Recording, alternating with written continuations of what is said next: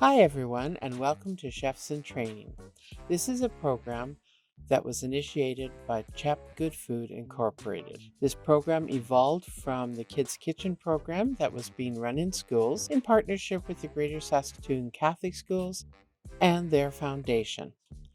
Chefs in Training is designed to help children, youth, and adults develop basic kitchen skills and improve their nutrition knowledge.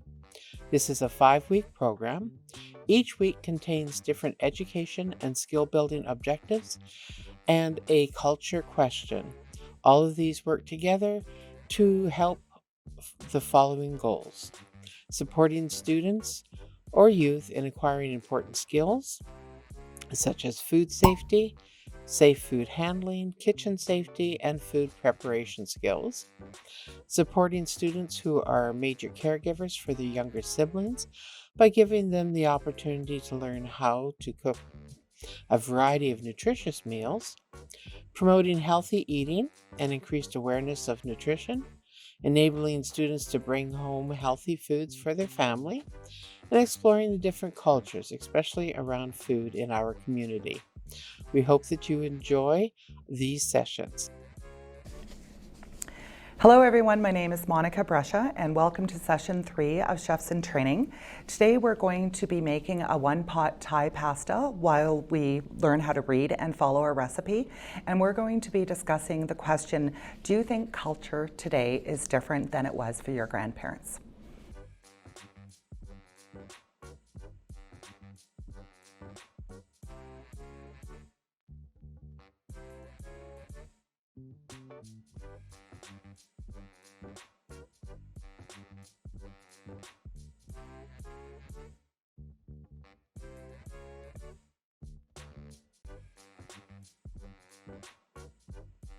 Today's learning objective is reading and following a recipe. I will be sending along a small little activity sheet for you to do at home so that you can help learn how to follow a recipe. First, gather all the equipment and all the ingredients needed for your recipe, and be sure that you are washing all your vegetables once again, that all your station is clean, and then you can get ready to start. Wash your hands. First step in washing your hands is to wet your hands. Then you apply your soap and scrub for at least 15 seconds. Your next step is to wash your vegetables. It's just simply running them underneath water, scrubbing them with your hands, or if you do have a vegetable scrubber, you can use that also.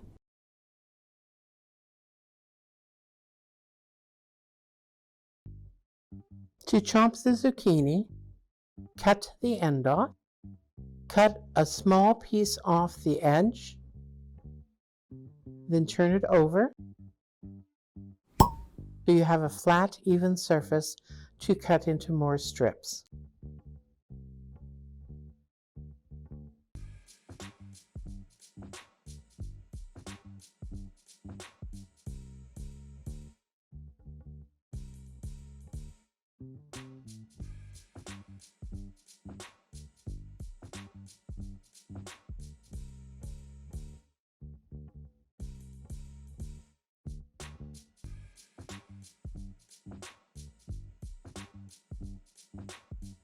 A reminder to keep your fingers curled under because you don't want to cut yourself.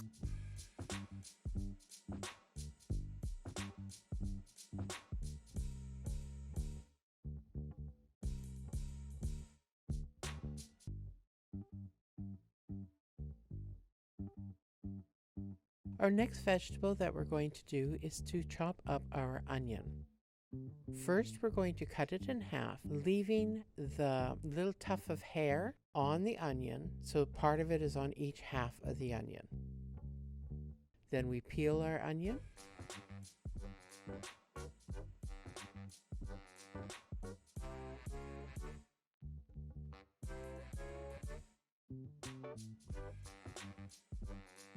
And we make slices into the onion that is not quite all the way through to the cutting board.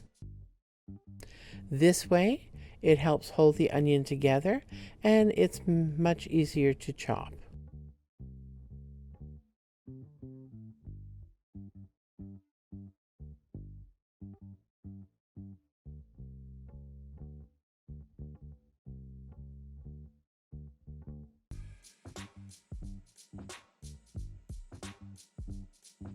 Next, we're going to prepare our pepper. We're going to cut it in half, and then using a smaller knife, we're going to take out the stem and the seeds.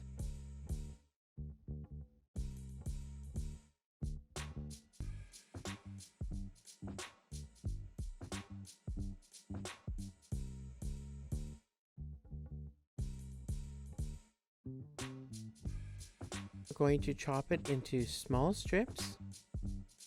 That will make it easier to dice up and give you more uniform sizes.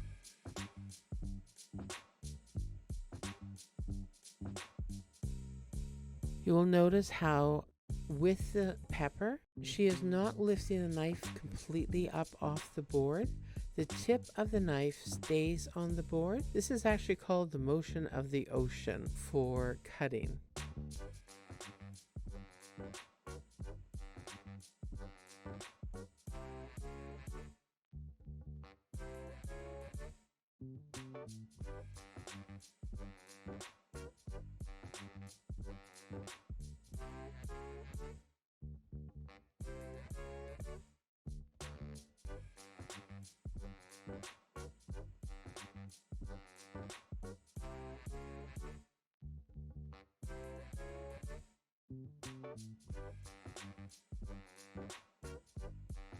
To dice your tomatoes, sometimes depending on the type of tomato you are using, you will have to remove the center core, as it can be very hard sometimes.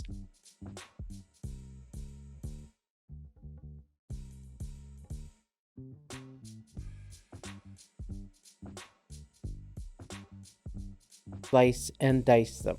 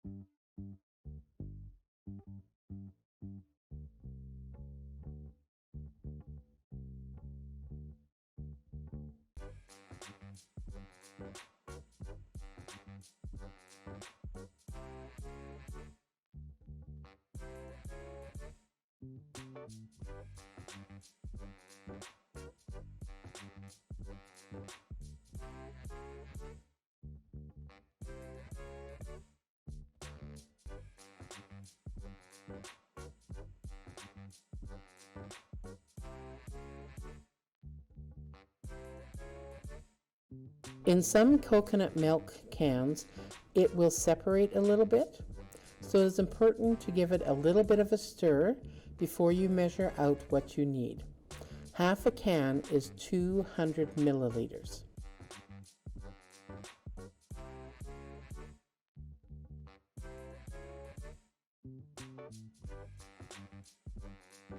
Adding the vegetable broth will bring up the amount in your measuring cup to 450 milliliters.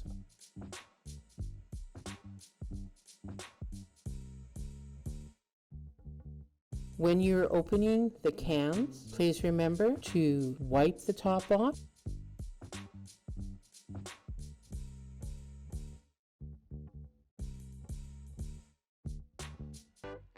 Once you have your coconut milk and vegetable broth measured out, you can then add your tomato paste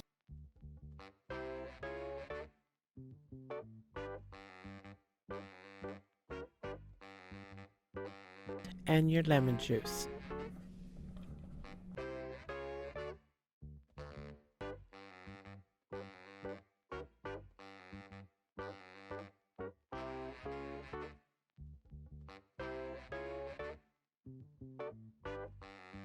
Using a dry measuring cup, we will measure out 2 cups of pasta. Today we are using elbow pasta. However, almost any type of pasta will work.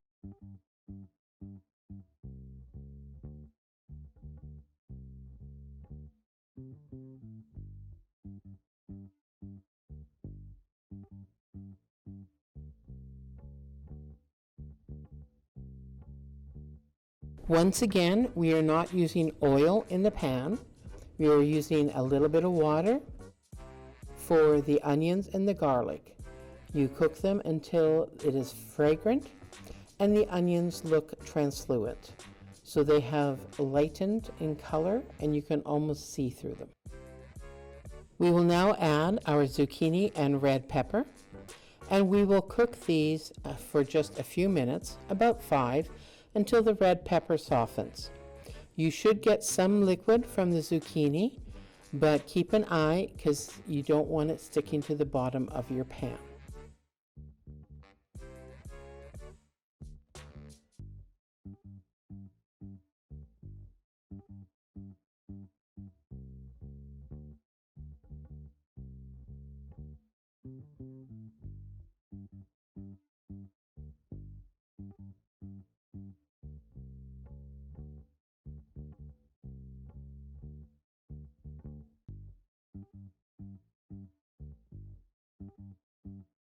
At this time, you can add all your other ingredients, including the uncooked pasta.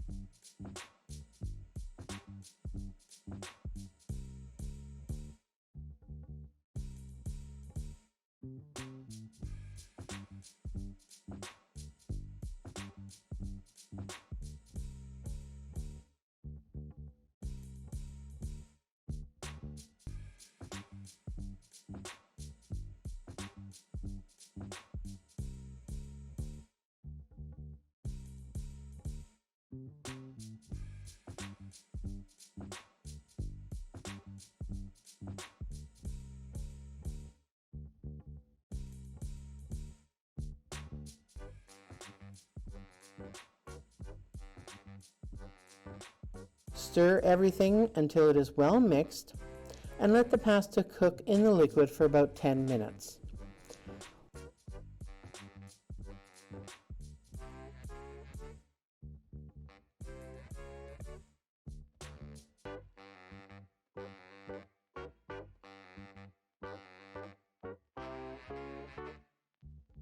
Once everything is steaming and hot, we recommend you turn your pasta down to about a number 5 on your stove.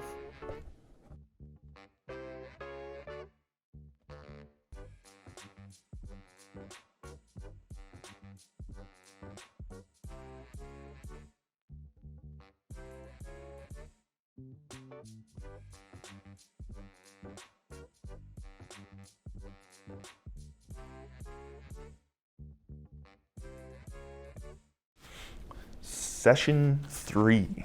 Do you think culture is different today than it was for your grandparents? Yes. End session. Just kidding. No. No, totally. And kind of, again, building off of some of the previous sessions that we talked about, that it's always changing. Things that were acceptable, a few generations ago have changed and adapted to kind of being unacceptable today. Often that can be around either like actions that people take. We can look at different historical, cultural things such as slavery or different forms of similar things, which we look at today and think of, terrible atrocities. But in the time, were completely culturally relevant, regardless of what we might say about it. So culture adapts and shifts over time because it's non-static and it's non-objective. It's completely subjective because it involves human beings, and it's entirely non-static because time is non-static. We are literally on a floating rock that is hurling through space. There's nothing that's ever static, and culture is no different. Our grandparents could probably talk a lot about how, people used to kind of not be offended by things, or how you would be able to kind of say more things, historically, and kind of get away with it per se. These are just some examples of how culture has changed. Things around food, transportation, technology. Those are things that have changed over time, and those are things that influence our culture and our societies. I would love to sit down with a bunch of grandparents and hear stories about, when they were growing up, what was life like for them. I feel like we could learn a lot about the differences, and I imagine a lot of similarities as well. I think right now there's a lot of yearning for healing and for guidance towards ways that are better. And a lot of the times I hear people talking about, if we could go back, there's this idea that we can, have a good way from things in the past as well. The future isn't just the way. There are things from the past we can learn as well, and things from today, and we have to use both of those things to kind of learn together, and then eventually our grandchildren will be talking about how culture is different for them. And your red curry Thai pasta, pasta in the... Oh, Henry!